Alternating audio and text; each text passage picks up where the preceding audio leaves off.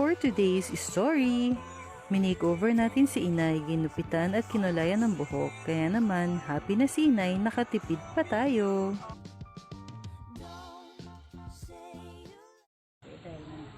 Alam mo, ay bag ko. Gandahan mo itong gupit ha. Opo. Ano yung semi-calvo?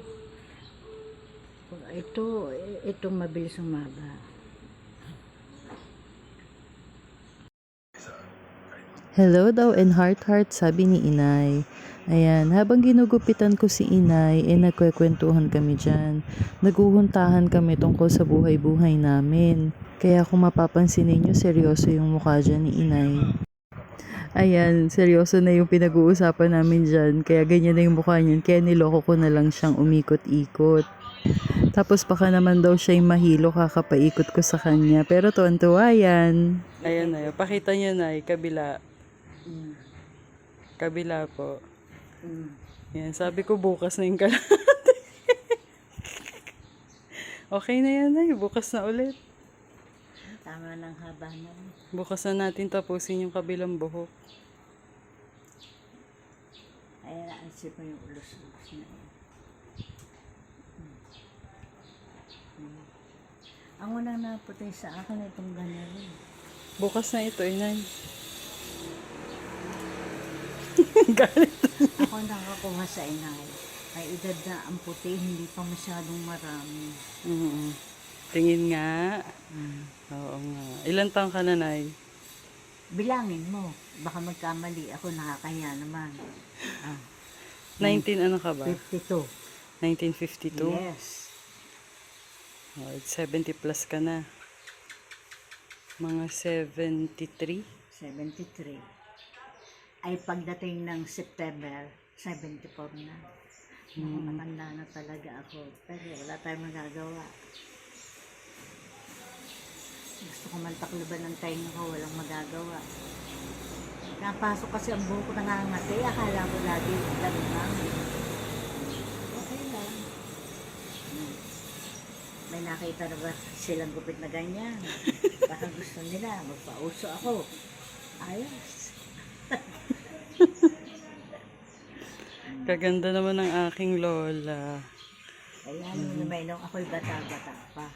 Kaya nga. Nakita mo na ako'y bata-bata, hindi na nga tinantanan ng lolo mo eh.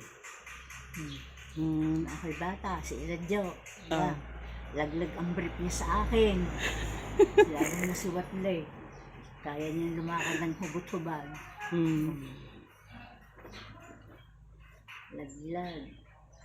Nagkakaedad ng tao. Wala kang magagawa. Sabi nga nila, life begins at the age of 70. Oh? Ayos! Magpapaganda mo naman. Magpapaganda pera.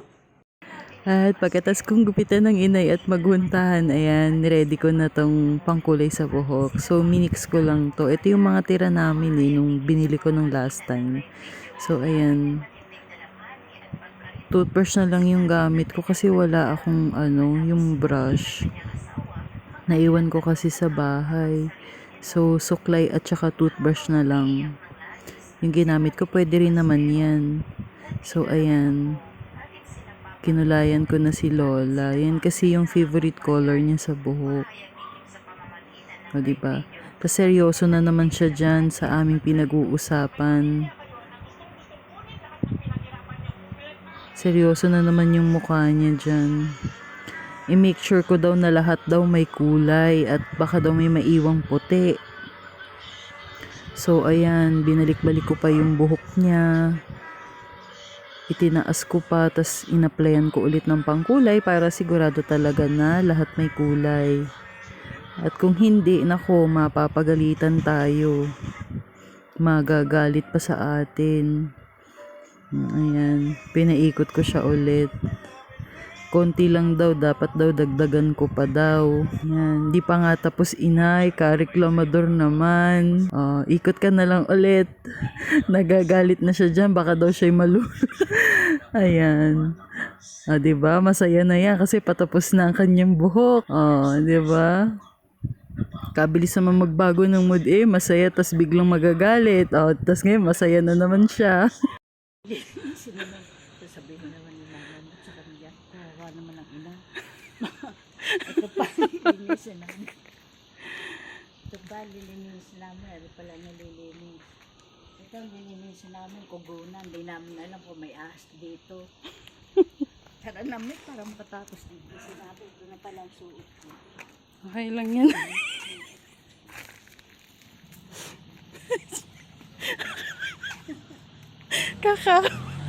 Ang sapatos ng ina yung kakaawa naman. Ito, pangalawa. Ay, ganun.